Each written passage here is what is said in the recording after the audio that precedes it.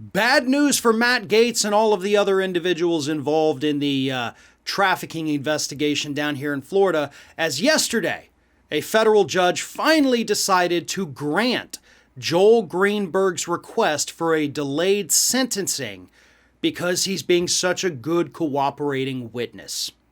Now, this request was actually made almost 2 weeks ago by Greenberg and his attorneys. And if you'll remember, Joel Greenberg is the indicted former Seminole County tax collector. He is the man at the center of this investigation. He is what's been referred to as the wingman of Matt Gaetz. He has lots of communications with Matt Gaetz. He helps set up company for Matt Gaetz, and I don't mean like a business type company, I mean personal company, according to some of the messages that have been revealed to the public.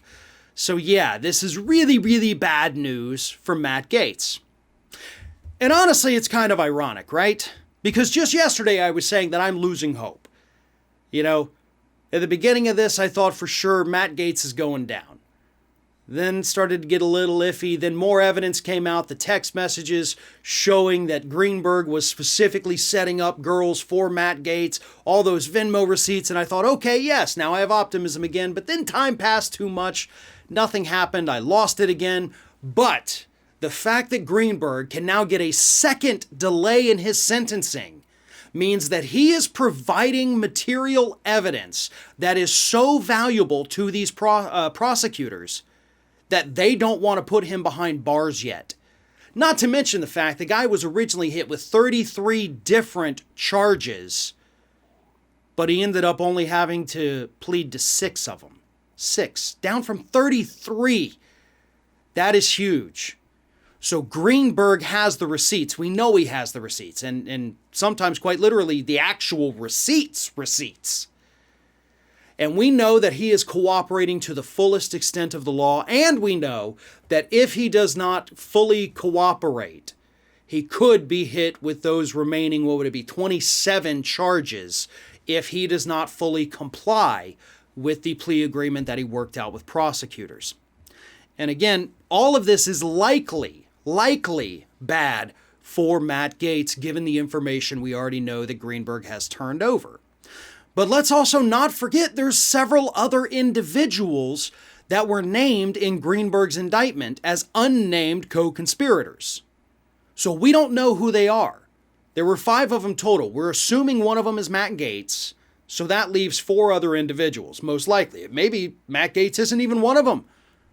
We don't even know that. So, we can't get our hopes up too high.